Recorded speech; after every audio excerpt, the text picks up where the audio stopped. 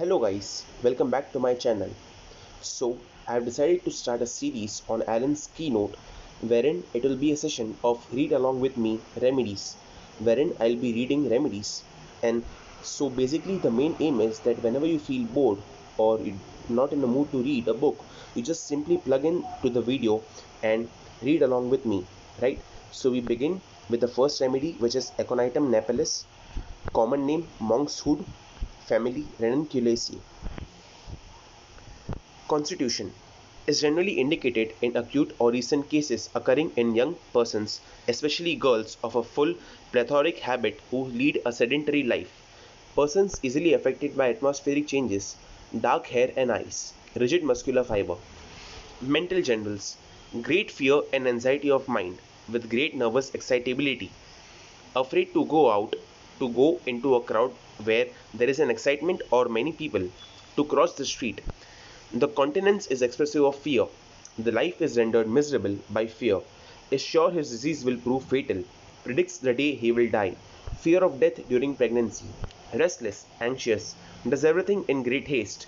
Must change position often. Everything startles him. Hahnemann says whenever aconite is chosen homeopathically, you must, above all, observe the moral symptoms and be careful that it closely resembles them. The anguish of mind and body, the restlessness, the disquiet not to be allayed. This mental anxiety, worry, fear accompanies the most trivial ailment. Music is unbearable, makes her sad.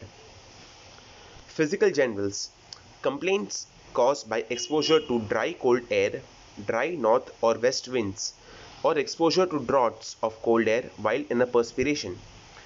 Bad effects of checked perspiration, for congestive stage of inflammation before localization takes place. Pains are intolerable, they drive him crazy, he becomes very restless at night. Female reproductive system, amenorrhea in plethoric young girls after fright to prevent suppression of menses. Respiratory system, cough, croup, dry, hoarse, suffocating, loud, rough, croaking, heart ringing, whistling on expiration from dry, cold winds or drafts of air. Nervous system. On rising from a recumbent position, the red face becomes deathly pale, or he becomes faint or giddy and falls. And he fears to rise again, often accompanied by vanishing of sight in unconsciousness. Convulsions of teething children, heat, jerks, and twitches of single muscles. Child gnaws its fist, frets and screams. Skin hot and dry, high fever. Fever. In fever, the skin is dry and hot.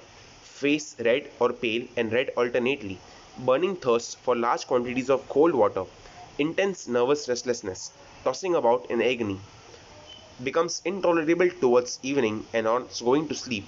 Aconite should never be given simply to control the fever, never alternated with other drugs for that purpose.